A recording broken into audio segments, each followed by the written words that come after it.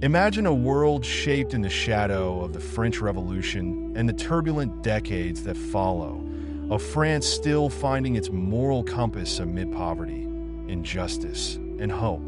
This is the universe of Les Misérables, Victor Hugo's sprawling epic set in the early 19th century.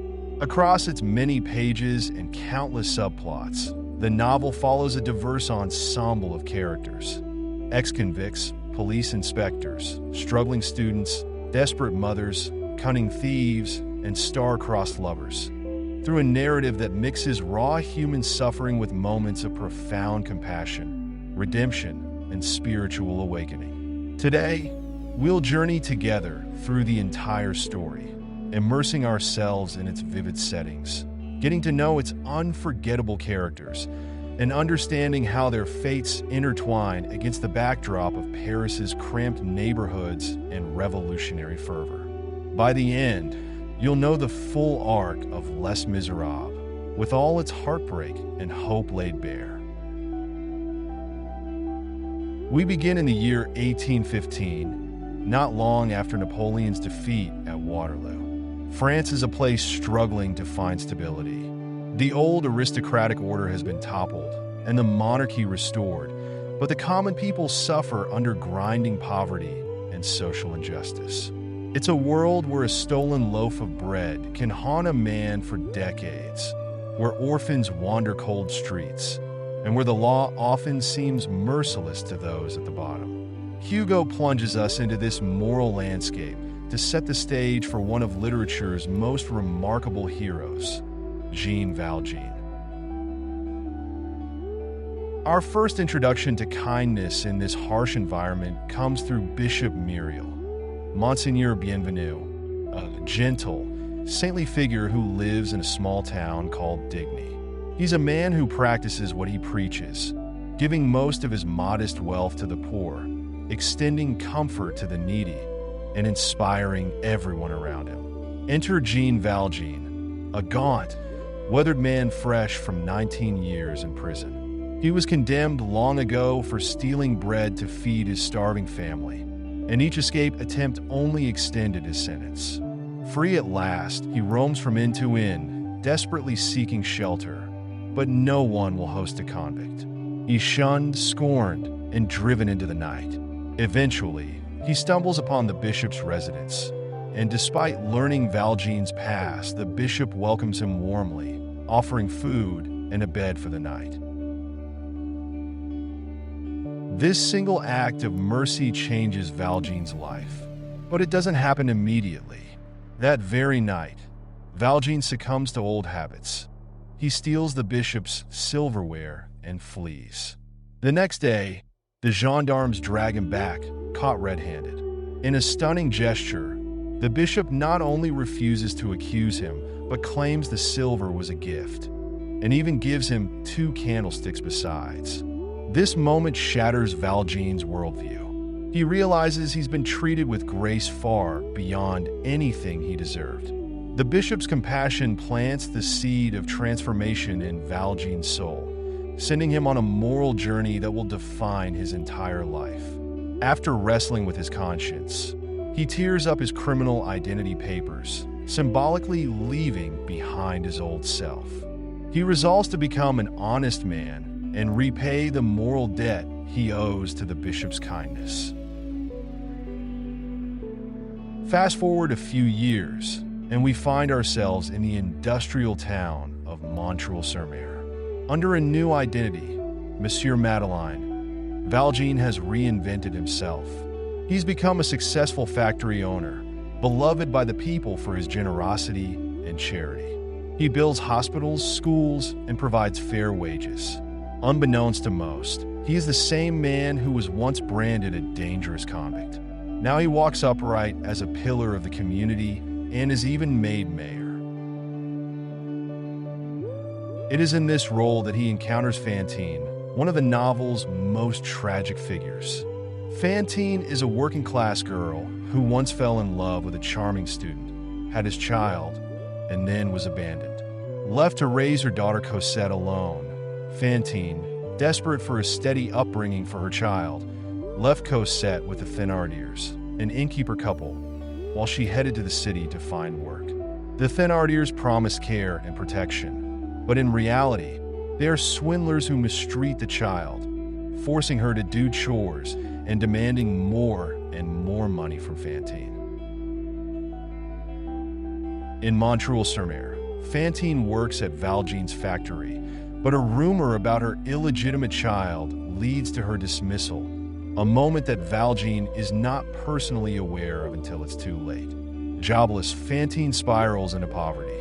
She sells her hair, then her front teeth, and finally resorts to prostitution to pay the Thénardiers' extortionate demands.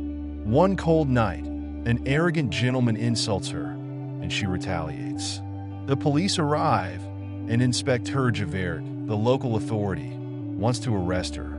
However, Mayor Madeleine intervenes, saving Fantine from jail. When he learns of her plight, the truth weighs heavily on him. He feels responsible for not managing his workers more compassionately and tries to make amends. He arranges for Fantine's medical care and vows to reunite her with her daughter. But Valjean's past is closing in. Javert, who is fanatically devoted to the letter of the law, has been watching him. Javert suspects that Monsieur Madeleine is actually the fugitive Jean Valjean. When another man is arrested and identified as Valjean by mistake, Valjean faces a crisis of conscience. Allow this innocent man to be condemned in his place, or reveal his true identity and risk losing everything he has built. In a heartrending moral decision, Valjean confesses in court, ensuring the other man's release. He returns to Fantine's bedside, where she is gravely ill. There, Javert arrives to arrest Valjean. The shock kills Fantine, and Valjean promises in her final moments that he will find and care for Cosette.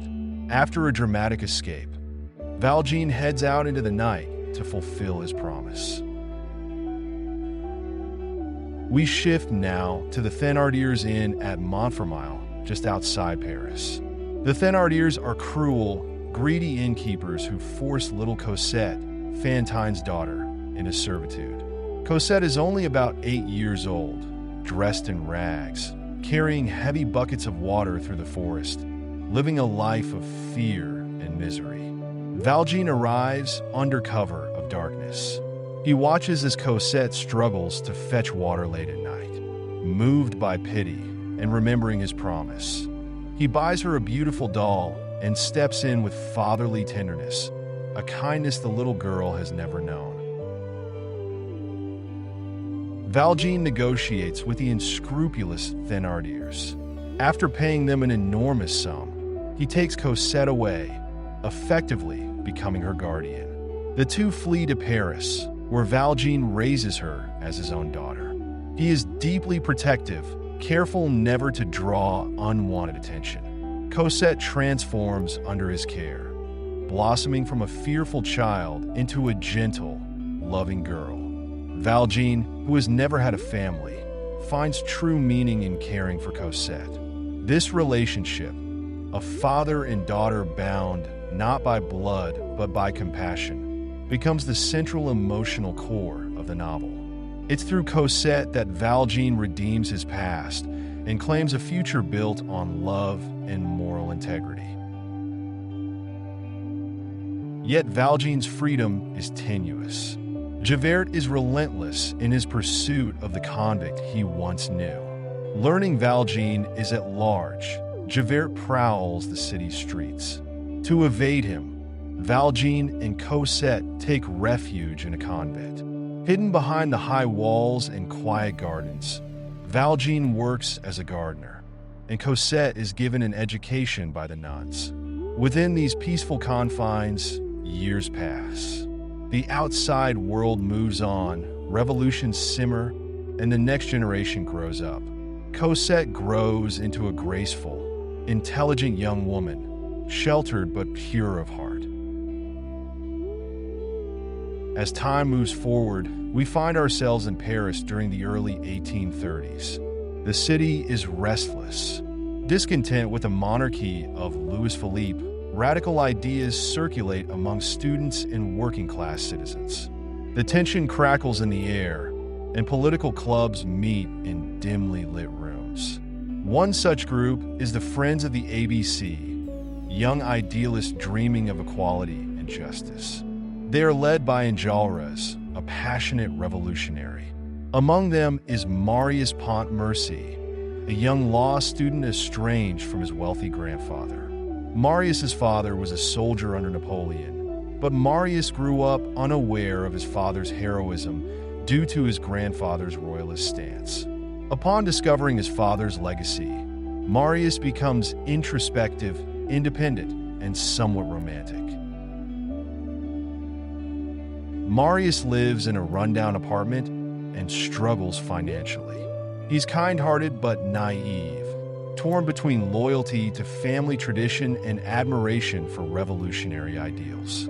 He frequents the Luxembourg Gardens, a serene public space where he eventually catches a glimpse of Valjean and Cosette. They walk quietly, father and daughter, content in each other's company. Marius is instantly smitten with Cosette's beauty and grace. He doesn't know her name, doesn't know her story, but he is enthralled. Cosette, too, notices Marius, and a silent spark ignites between them. Neither speaks, but love has a way of making itself known without words. Meanwhile, the Thénardiers have fallen on hard times. Therein failed, and now they lurk in the slums of Paris, running shady schemes. They call themselves Jondrette now, living in squalor alongside their daughter Eponine and other children. Eponine, once a spoiled child at the inn, has grown into a street-smart but impoverished young woman. She's secretly in love with Marius, who pities her but does not return her feelings. One day, Marius discovers that his neighbors, the Jondrettes, are planning a robbery. Marius is horrified to realize that the target is a benevolent old man and his daughter who recently visited the Jondrettes' apartment to deliver charity. Marius recognizes them as Valjean and Cosette. When the Thénardiers spring their trap, Marius, unsure what to do, hesitates. He's been armed by Javert, who was working undercover and had asked Marius to help catch the criminals in the act. Marius wants to save Cosette and Valjean, but he also remembers that Thénardier once cared for Cosette. Conflicted, he eventually calls the police, and Javert bursts in. Valjean slips away in the confusion, having caught a glimpse of Thénardier's treachery.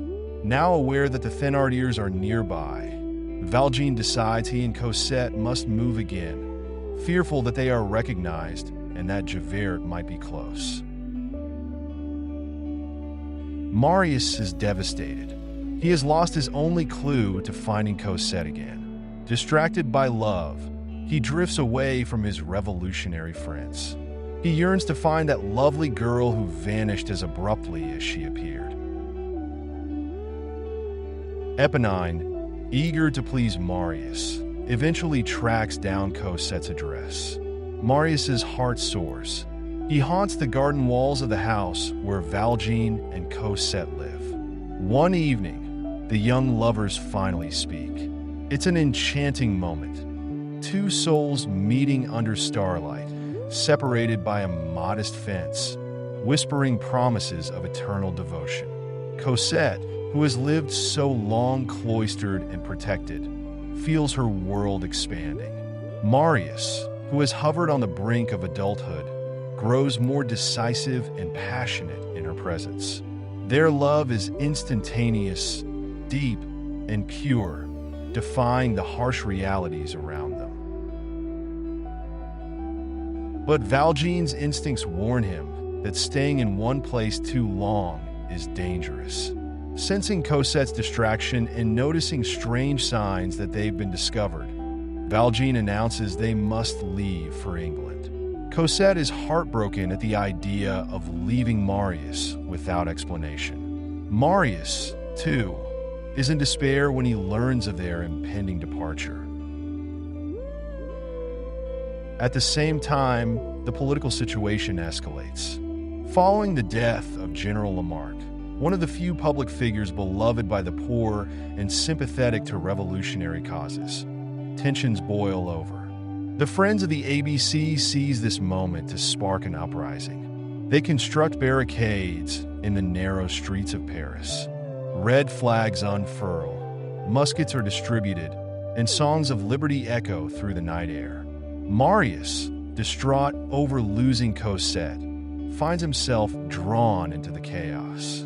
With no reason to live if she is gone, he heads to the barricade, ready to die for an ideal or be consumed by despair. At the barricade, Enjolras and his companions stand resolute, though their cause seems doomed. The government's forces will soon arrive to crush them. In this tense, smoky setting, a few key figures converge. Gavroche, a street urchin full of mischief and courage, joins the rebels. Eponine, disguised as a boy, appears too. She has intercepted a letter Marius wrote to Cosette, intending to deliver it. Instead of handing it over immediately, she lingers in despairing hope that Marius might notice her devotion. When the fighting begins, she jumps in front of a musket aimed at Marius, sacrificing herself. Dying, she finally gives him Cosette's address. Her last act is one of love, twisted by hopeless longing, yet noble at the end. Heartbroken and fueled by newfound purpose, Marius fights bravely. Outside the barricade, Valjean has discovered Marius's involvement. Realizing that Marius is Cosette's beloved and the key to her happiness, Valjean enters the fray. This is one of the novel's central moral culminations. The man once hunted by society now risks everything to save the young man his daughter loves. At the barricade, Valjean earns the trust of Enjolras and the rebels. The battle is ferocious. The dawn brings government troops, and one by one, the rebels fall. Enjolras is resolute to the last, and Gavroche dies bravely gathering ammunition in the street. The barricade becomes a slaughterhouse, yet Valjean finds Marius, wounded and unconscious, and determines to save him. In a final act of compassion, Valjean has the chance to kill Javert, who was captured by the rebels. Instead, he sets the inspector free. Javert, a man defined by rigid law and order, cannot fathom why Valjean shows mercy.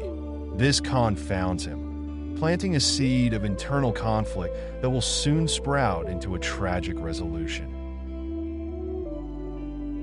With Marius slung over his shoulder, Valjean escapes through the sewers of Paris, trudging through darkness, filth, and despair, symbolically going through the underworld to bring Marius back to life.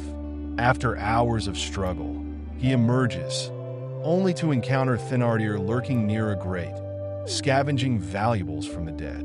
Thénardier doesn't recognize Valjean at first, but demands money to let him pass. Valjean escapes, finally reaching safety and delivering Marius to his grandfather's home, saving the young man's life.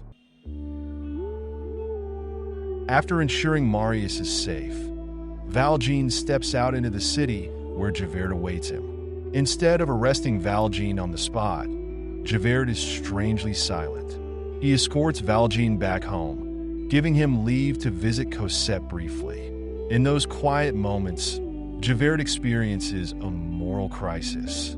Every fiber of his being insists that Valjean is a criminal who must be punished.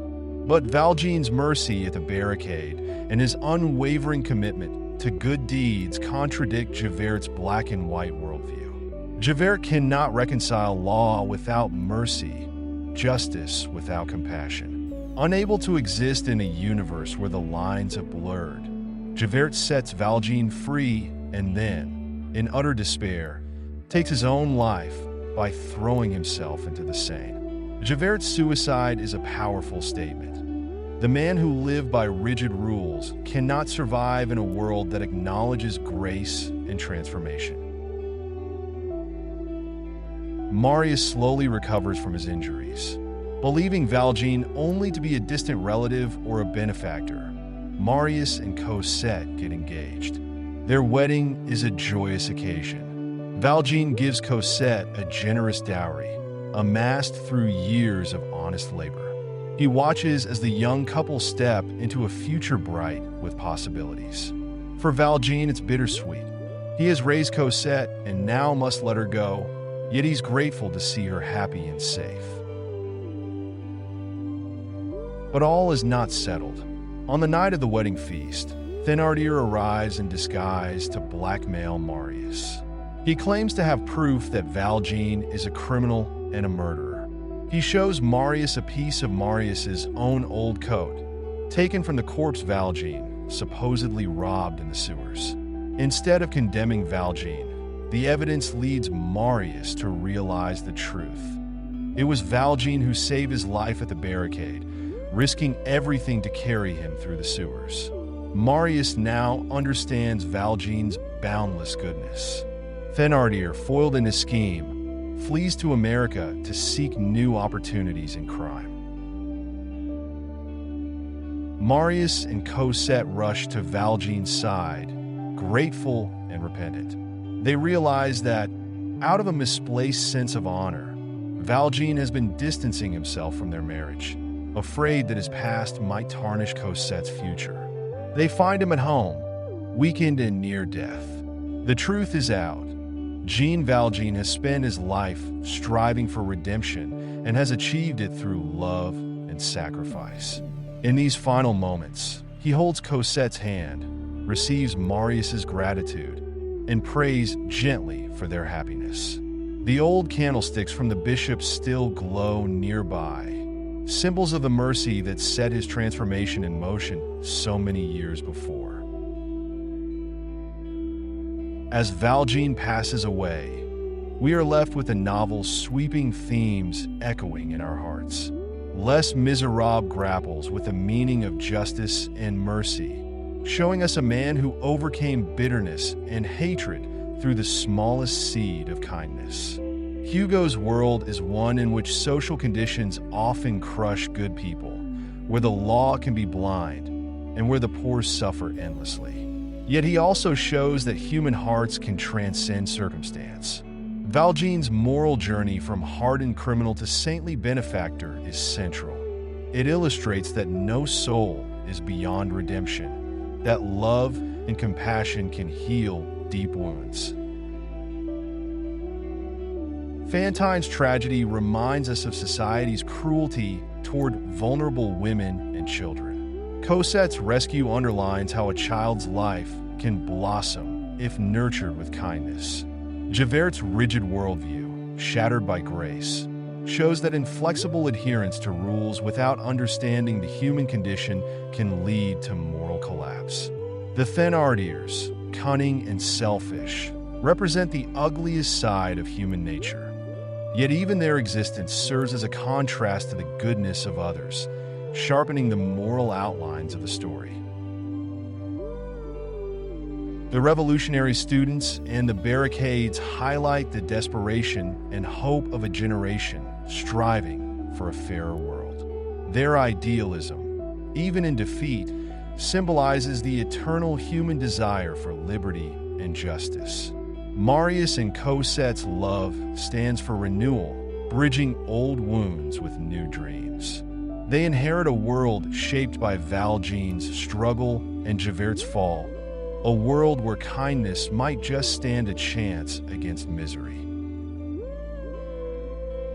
Hugo's Paris is almost another character in the story. Its cramped alleys, teeming poor, and grand boulevards all reflect the soul of France during that era. The city's atmosphere is charged with both decay and possibility. The convent's quiet gardens and the barricade's desperate midnight standoff contrast sharply, showing that the setting can shift rapidly from serene refuge to chaotic battlefield. The underworld of the sewers, where Valjean carries Marius, symbolizes the moral journey of wading through the world's filth to save a life. Nature itself is often painted in stark colors.